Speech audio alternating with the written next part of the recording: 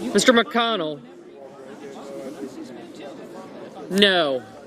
McConnell's vote is very significant, even though it looks like Hegseth is on his way to get confirmed on a 50-50 vote with the vice president breaking a tie. That would be only the second time in history that has happened for a cabinet nominee, a VP breaking a tie. Seeing Mitch McConnell break ranks with his party, with Donald Trump's nominees, also suggests a bit of a wild card as McConnell adjusts to life in the rank and file, no longer the Republican leader. He has told colleagues that he has the shackles off and he can vote his will now that he does not have to necessarily toe the line as a Republican leader. And there are some other key nominations coming down the pike, Caitlin, including Tulsi Gabbard, that's someone for the Director of National Intelligence, Robert F. Kennedy Jr. for Health and Human Services. McConnell's seen as a swing vote on those two nominations as well. So what will this vote say about how he will approach the rest of Trump's agenda, the rest of his cabinet nominees? Something to watch as the former Republican leader breaks ranks and now forcing VP J.D. Vance to come in and break a tie to get Hegseth over the finish line.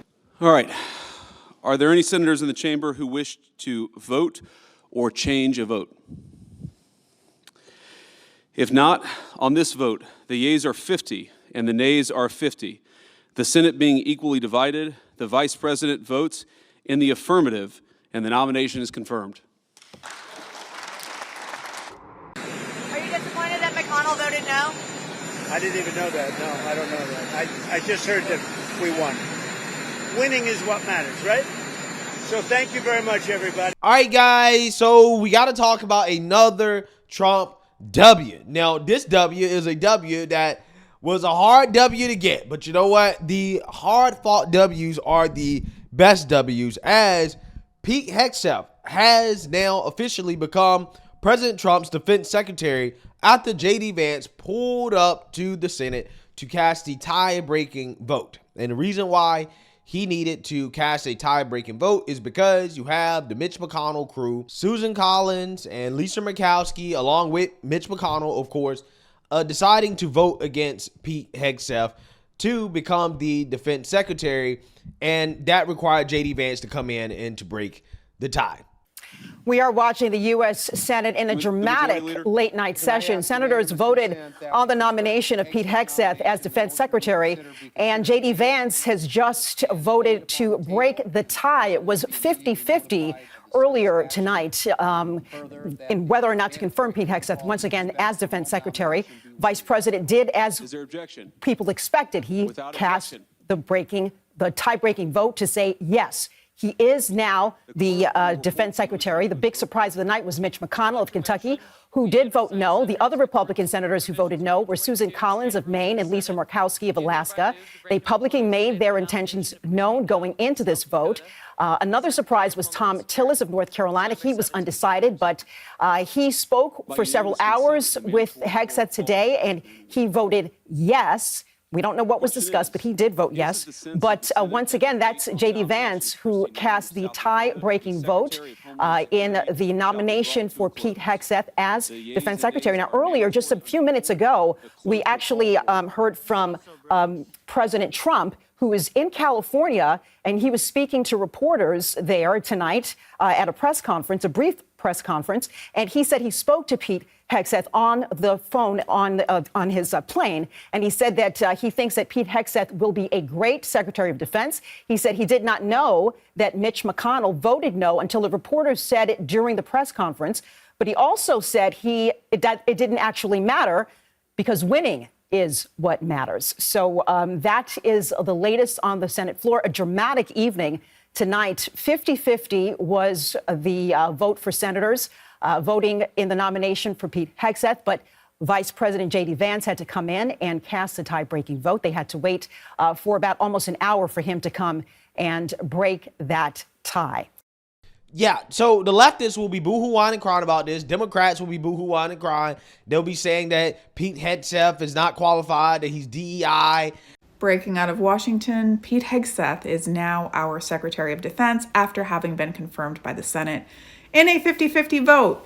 50-50 vote, you say? Well, J.D. Vance, the vice president, came in and cast the tie-breaking vote because that's literally all the vice president can freaking do as president of the Senate, literally their only job. Now, Pete Hegseth is wholly unqualified to lead this nation's military.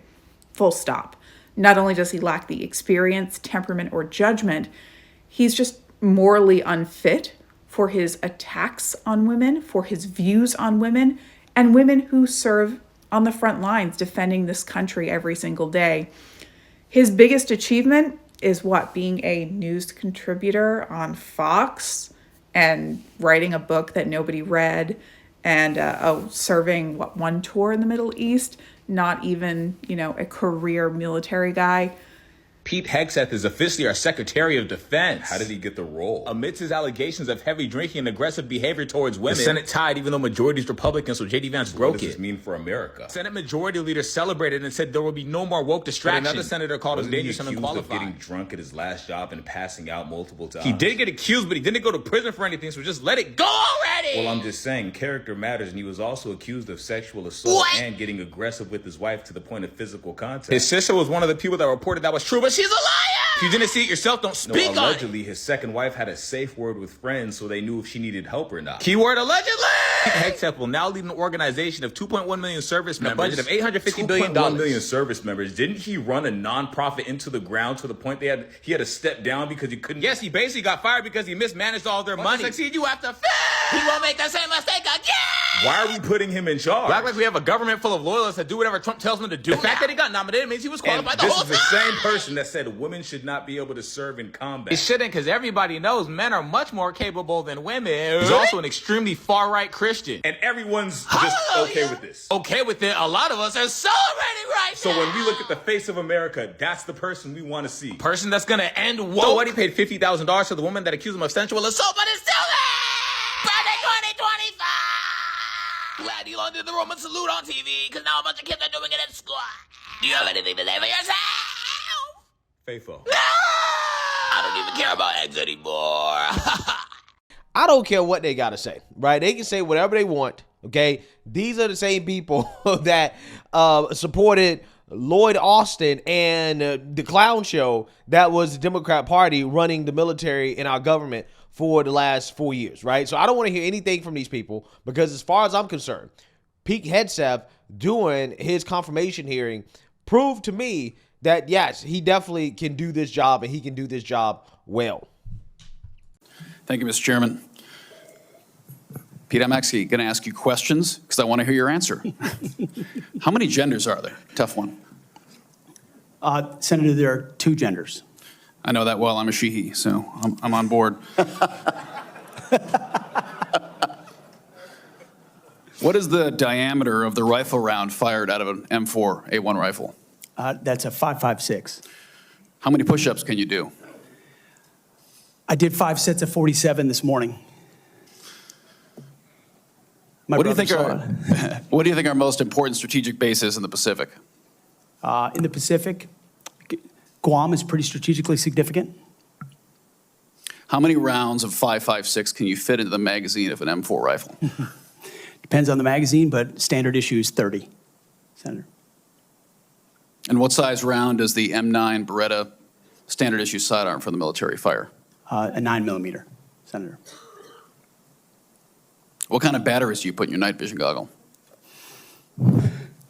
Duracell.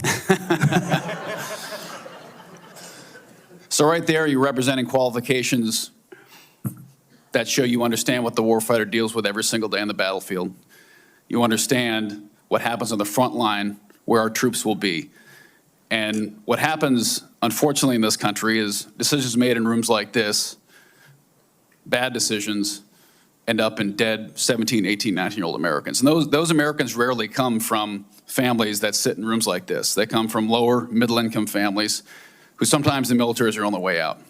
And they join because maybe they want to go to college. Maybe they have no other choice. Maybe they love this country. But for whatever reason, they joined and they sat on the dotted line. And when people like us screw up, they don't come home. And that's the one thing that I care about. As you remember when I shut the door, when you came with your entourage, Senator Coleman, I've known for a long time, and you and I sat together, asked you one question. You remember what that question was? Are you going to have the backs of the warfighters? Exactly. What is going to be your number one priority? And I don't care, frankly, what all these letters and articles say. I've been a part of a smear campaign too, I get it. I care that you're going to have one thing in mind when you sit in that chair in that 5-sided building. and you told me what that was. So with that, you have my support. I'm sorry you have to go through a process like this. Yeah, so you see that, you heard that. Now, this is great. This is a W. We should celebrate this W. The attacks and the smears from the Democrats and the left did not work. J.D. Vance ended up saving the day. However, while we celebrate, we must keep in mind that this probably means that Tulsi and RFK's nomination process, confirmation process is going to be tough. It's going to be really, really, really tough. Okay. Unfortunately, John Fetterman did not vote for Pete Hegseth. Okay. So a little bit of a disappointment. Him voting for Pete Hegseth, I think, could have been an indication of his willingness to vote for Tulsi or to vote for RFK. Who knows? Maybe he will surprise us when it comes to those individuals. I don't know. Okay. But regardless, because this is so close, yeah, we can't afford to lose more than 3, right? Once we lose more than 3, it's tough. But I think at this point, President Trump may be willing to use recess confirmations, recess appointments in order to make it happen, right? I think he should. I don't think he should back down. I think after the whole Matt Gaetz debacle, I think that President Trump should essentially put his foot down and say, you know what, I'm going to get my guys in no matter what, regardless of whether or not these rhinos want to get on board. If I have to do recess appointments, I will do recess appointments. It is what it is. I mean, let's be real. Joe Biden pardoned his whole family, pre-pardoned his whole family, basically opened the door for the president to do whatever, right? I mean, let's be real. Let's be real. Okay, I'm just saying. So if people got something to say about it, just blame Joe Biden, right? Joe Biden set a crazy precedent, right? He set a crazy precedent with the pre-pardon his family thing, okay? So, hey, if Trump does a recess appointment, is it really that big of a deal? I'm just saying that, again, we should celebrate, but this definitely is something that we should be slightly worried about when it comes to Tulsi and RFK. But we'll see. Let me know what you guys think. Make sure you like, comment, and subscribe. Most importantly, share a Black conservative perspective. Peace.